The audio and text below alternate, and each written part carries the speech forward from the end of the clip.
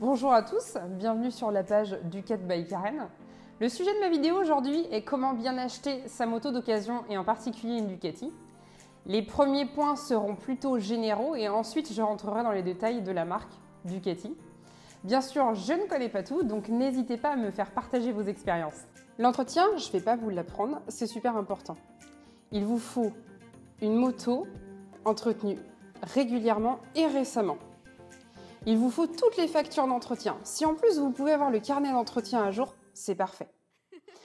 Méfiez-vous des factures de pièces sans main d'œuvre. C'est qu'en général, le vendeur fait faire son entretien par un copain ou par lui-même.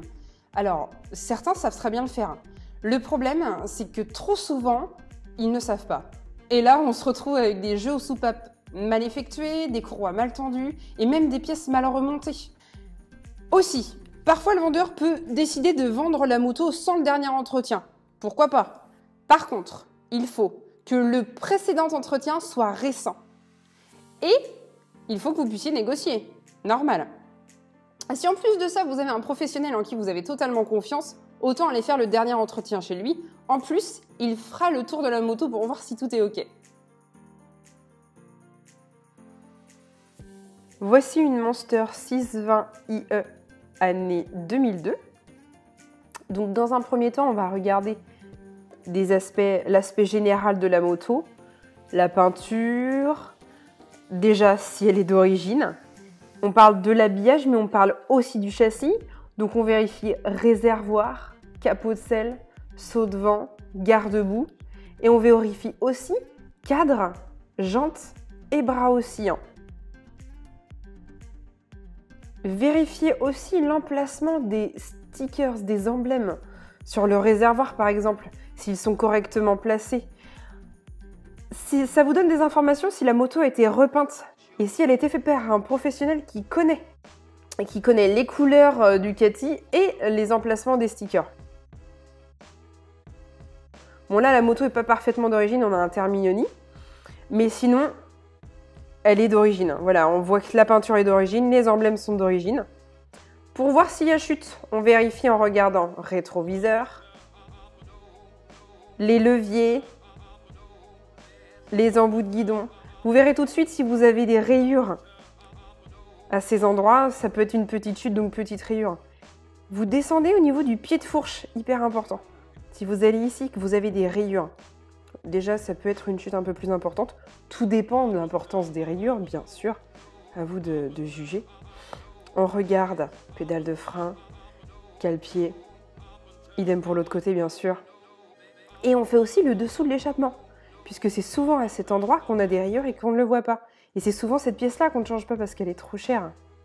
On regarde ensuite le numéro inscrit sur la colonne de direction. Il doit être identique à celui qui est sur la carte grise. Si ce n'est pas le cas, il se peut que cette moto soit volée. Il se peut aussi qu'il y ait eu un changement de cadre par un cadre d'occasion, ce qui est normalement illégal. Donc à vérifier.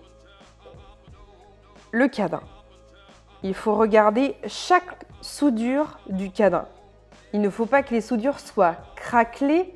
Il ne faut pas non plus qu'il y ait un choc sur le cadre. C'est super important. Vous en loupez pas une. Plus vous serez observateur, moins de surprises vous aurez. Vous regardez maintenant la butée de direction. Ici, c'est une butée réglable.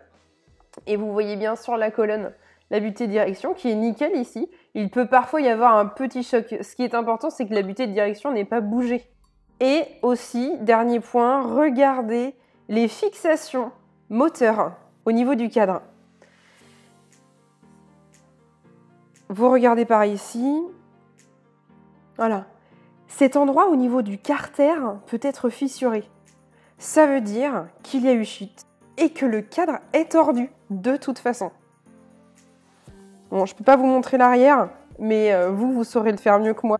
Aussi, ici, sur la boucle arrière d'un Monster, vous avez la plaque constructeur avec le même numéro qui doit correspondre à la colonne de direction. Numéro que vous retrouvez toujours sur la carte grise. Vérifiez ici si la boucle arrière de la moto, cette partie, ici, soit aligné avec le reste de la moto. Que la moto soit en ligne, soit droite. Déjà à l'œil, vous pouvez voir des choses. Reculez le plus possible. Moi, je ne peux pas parce que je n'ai pas caché la plaque, mais vous faites-le, reculez. Vérifiez ici le support de réservoir qui souvent, après un choc ou alors un peu de maltraitance, est tordu, vrillé, parfois cassé. Vérifiez qu'il soit bien droit. Ici, il est parfait. Contrôlez l'usure des pneumatiques. C'est simple, sur chaque pneu, vous avez des témoins d'usure. Ici, nous avons un Michelin, alors on va chercher le bibendum. Ici, vous avez le bibendum et à côté, j'ai un témoin. C'est tout simple. Il est toujours difficile de vous montrer le niveau d'usure des plaquettes directement sur la moto avec une caméra, alors je vais vous montrer ici. Vous irez directement voir sur la moto. Je vous montre. Ici, vous voyez, nous avons des rainures. C'est ce qui vous indique en fait le niveau d'usure de la plaquette. Vous voyez que la garniture est vraiment très usée sur celle-ci puisque les rainures ne se voient plus, alors que là, on a vraiment une importance de garniture, on a de l'épaisseur. Maintenant, vérifions l'usure des câbles. On part directement des commodos. Vous vérifiez câbles et gaines. Vous vérifiez bien le passage des câbles et des gaines, que ce ne soit pas complètement tordu, mal passé, pincé. Vous faites donc les deux commodos jusqu'à arriver à l'autre extrémité. Ici, par exemple, pour le câble d'accélérateur. Vous vérifiez le fonctionnement. Tout fonctionne parfaitement. On vérifie aussi l'usure des joints spi. Vérifiez si vous avez des suintements, s'il y a de l'huile qui coule jusqu'au pied de fourche. Regardez si vous avez des gouttes. C'est très important. Ou juste le fait que la poussière se colle au tube. Vérifiez aussi si les caches-poussières sont craquelées. Ça peut vous indiquer s'ils n'ont pas été remplacés. Et donc, il faudra prévoir de le faire. Le kitchen. Vérifiez que vous n'ayez pas de points durs. C'est-à-dire des vagues comme ici. Quand vous en avez beaucoup, c'est plutôt mauvais signe. Et vérifiez qu'il soit bien graissé, mais pas trop. Un kitchen bien graissé est un kitchen entretenu. Un kitchen trop graissé ne l'est pas. Vérifiez le niveau et la couleur des liquides de frein et d'embrayage. Ici, on a un niveau qui est plutôt bas. Ça peut vous indiquer l'usure des plaquettes. Plus il est bas, plus les plaquettes sont usées.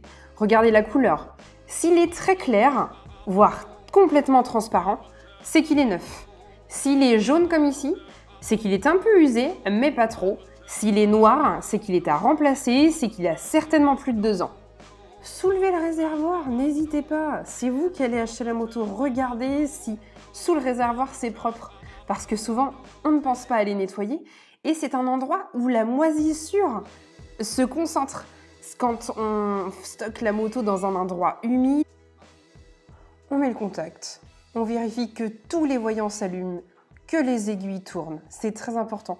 Il faut que tous les voyants s'allument. Sinon, ils ne s'allumeront jamais. Les béquilles chez Ducati sont vissées, serrées, directement sur les carters moteurs. Si les vis se desserrent, que la béquille bouge, alors autant vous dire que c'est mauvais signe. Donc vérifiez que ce soit bien serré. Voilà, vous bougez la béquille dans tous les sens, vous forcez un peu pour voir si la fixation bouge. Je vous montre ce que doit faire une béquille bien serrée. Voilà, ça fait ça. Elle rebondit.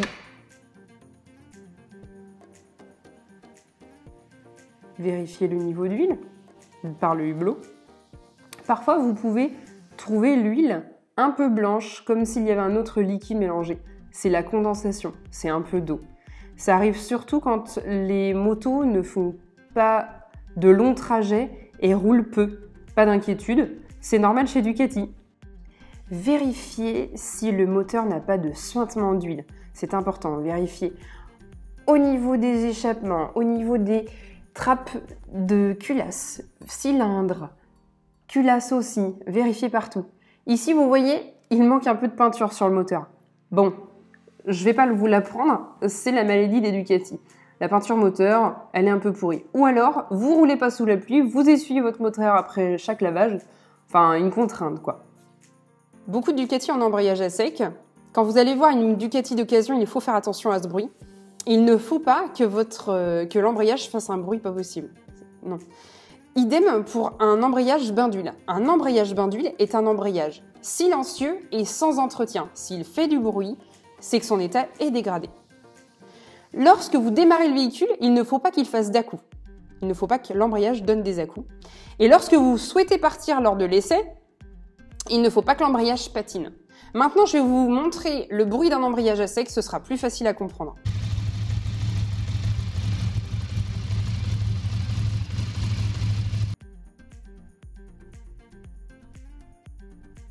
Vous avez fait le tour de la moto, tout vous semble correct, c'est parti pour l'essai.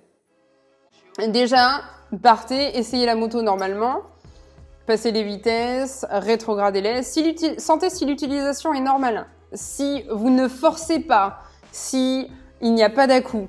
Ensuite, écoutez les bruits. Écoutez si vous entendez des cliquetis importants, des martèlements.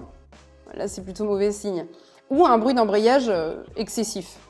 Troisième point, les suspensions. Il ne faut pas que les suspensions fassent rebondir la moto. Quatrième point, le freinage.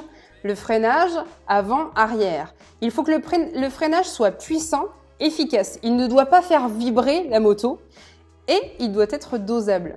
Cinquième point, l'embrayage. Pour vérifier qu'un embrayage patine, mettez-vous en cinquième ou sixième. Accélérez à fond dès le bas régime, à partir de 3000 tours environ.